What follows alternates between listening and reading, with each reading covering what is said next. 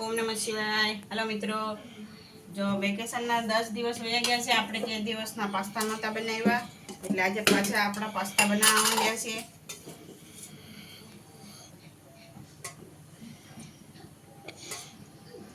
સરસ મજાના આમાં આપણે પાસ્તા ફટાફટ બનાવી દઈએ, એટલે નાસ્તો કરવાનો છે।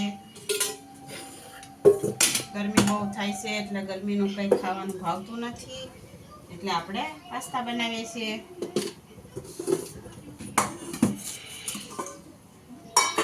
પાસ્તામાં આપણે પહેલાં તેલ નાખી દીધું છે।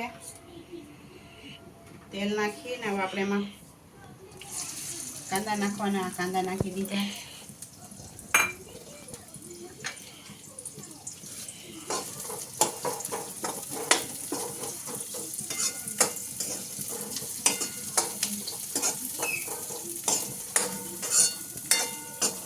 છોકરાના હમણાં વેકેશન હાલે છે, એટલે તક નાસ્તો બનાવી દેવો પડે। અને તડકો કેટલો પડે છે અહીંયા, અમારે તો બહુ તડકા પડે છે। મારો વિડીયો તમે ક્યાં સુધી જોવો છો અને તમારા ગામમાં કેવા તડકા પડે છે તો જરા કહેજો।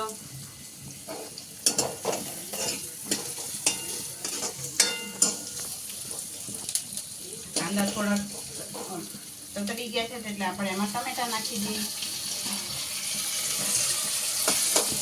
પાસ્તા તો દર વખતે હું બનાવું છું, એટલે એનો વિડીયો મૂકું છું।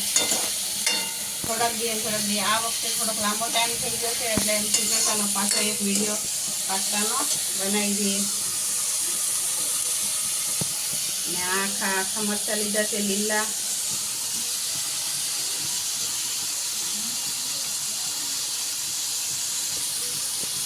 આટલી ગરમીમાં કંઈક ફટાકેદાર હોય તો જ ખાવાની મજા આવે।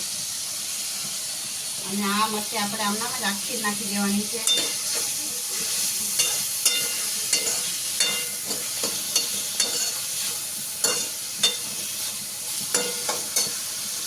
હવે આપણે એમાં મસાલા નાખી દઈએ।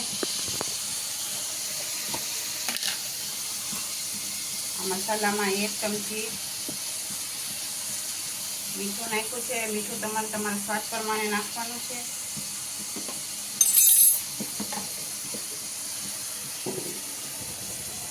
હવે નાખવાની છે 1 ચમચી હળદર। હળદર થોડીક વધારે નાખીએ એટલે પાસ્તાનો કલર બરાબર સારો એવો કલર આવી જાય પાસ્તાનો। ને આ મીઠો ને હળદર કરીને આપણે આ ગ્રેવીને હલાવી લઈએ।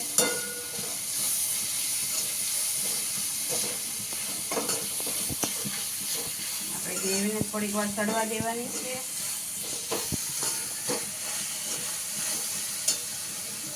અને આપણે એમાં નાખવાનું ધાણાને કાપ્યા છે, ને થોડુંક કલર પકડાવવા આપણે ઉપરથી થોડુંક લાલ મરચું નાખવાનું છે એમાં।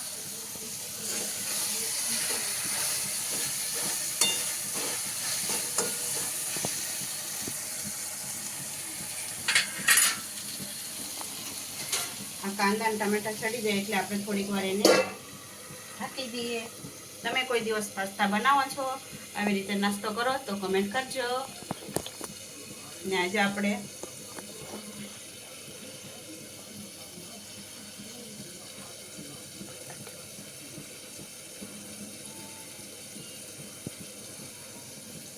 લેવું હાંચી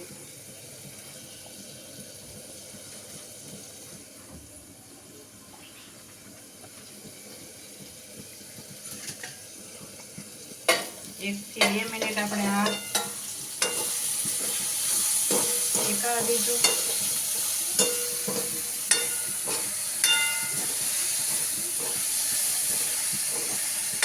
આ ગ્રેવી આવી રીતે થોડી નીચે કાંદામાં ટામેટા અને કાંદા ચોંટવા મળે ત્યાં સુધી આપણે ગ્રેવીને થવા દેવાની છે।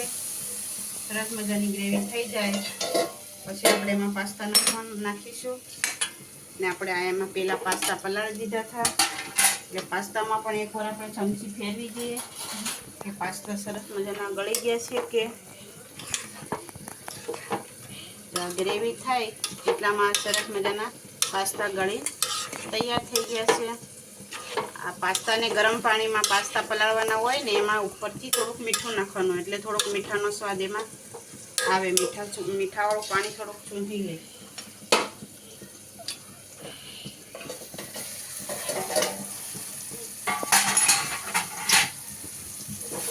ને હવે લાગે છે આપણી ગ્રેવી તૈયાર થઈ ગઈ છે. ગેસ થોડોક ધીમો કરી દઈએ એટલે આપણી ગ્રેવીમાં બળવાની દાજ બેસી ન જાય.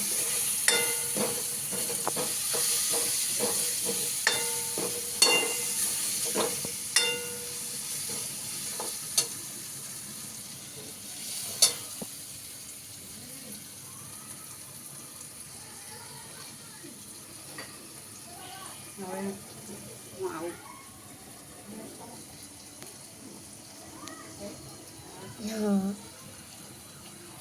Hello guys.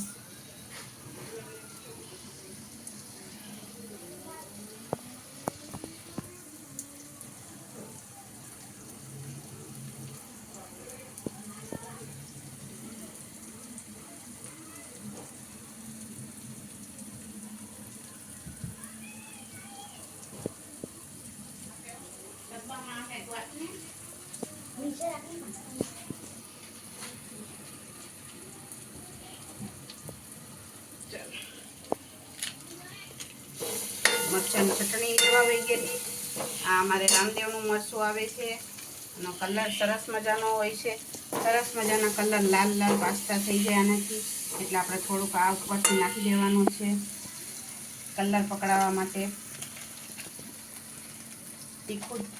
તીખું તમને જેટલું ફાવે એટલું મરચું તમે નાખી શકો છો એમાં. આપણે હલાવી દઈએ. આ આપણી ગ્રેવી થઈ ગઈ છે તૈયાર.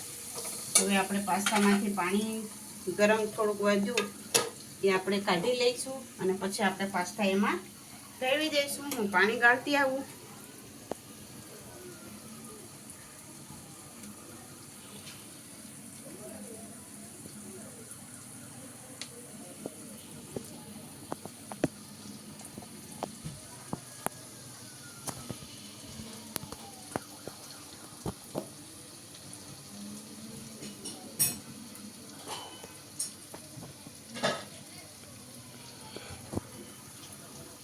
ચાલો આપણે પાણી કાઢીને આવી ગયા છીએ ને હવે આ પાસ્તા આપણે આવી રીતે આમાં ઉમેરી દેવાના છે.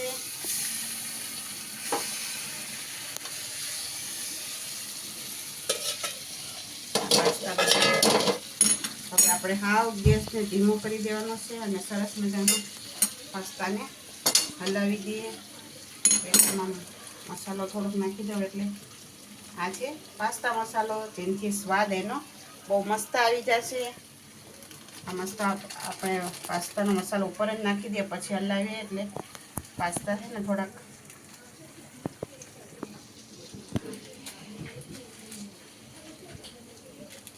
કાપી દેવા.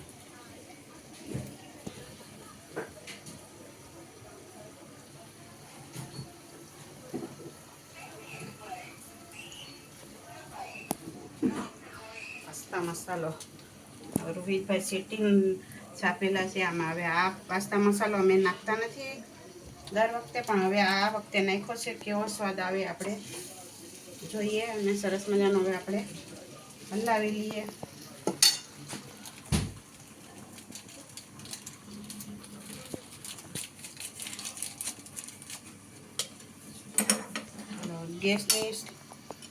ગેસ મેં એકદમ હાવ ધીમો કરી દીધો છે અને હવે આપણે સરસ મજાના પાસ્તાને હલાવી લેવાના છે. પાસ્તા એકદમ મિક્સ ન થઈ જાય ત્યાં સુધી આપણે પાસ્તાને હલાવી લઈશું.